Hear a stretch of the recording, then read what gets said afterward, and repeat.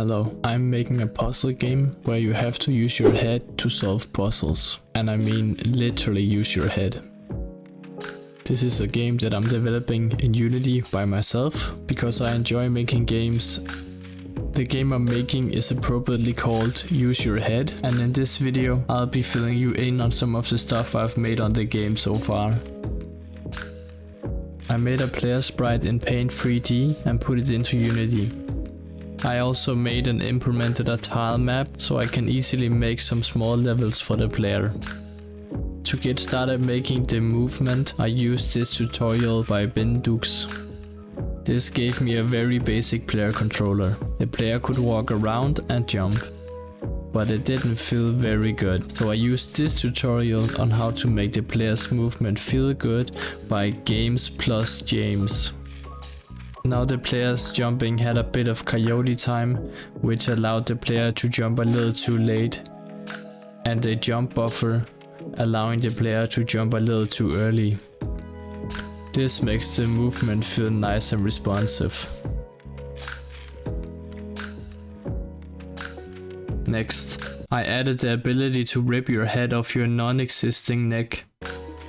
I also made it so you could be split in half and reassembled, because I mean you can already take your head off, so why not? I also thought it would make for some interesting puzzles, so the movement is pretty much done for now at least.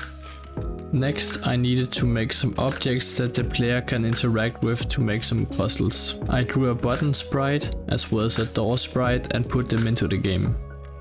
Every door is assigned a button. When the button is pressed, the door either opens or closes, and when the button is no longer pressed, the door returns to its default state.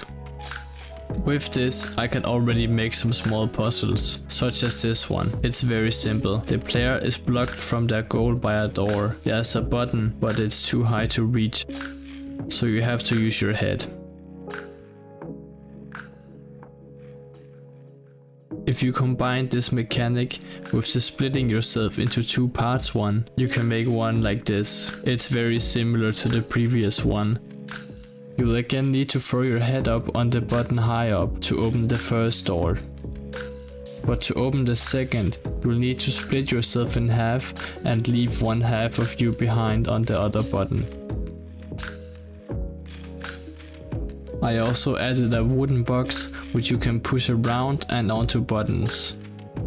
Here's another little puzzle where you have to stack the boxes so you can reach the goal.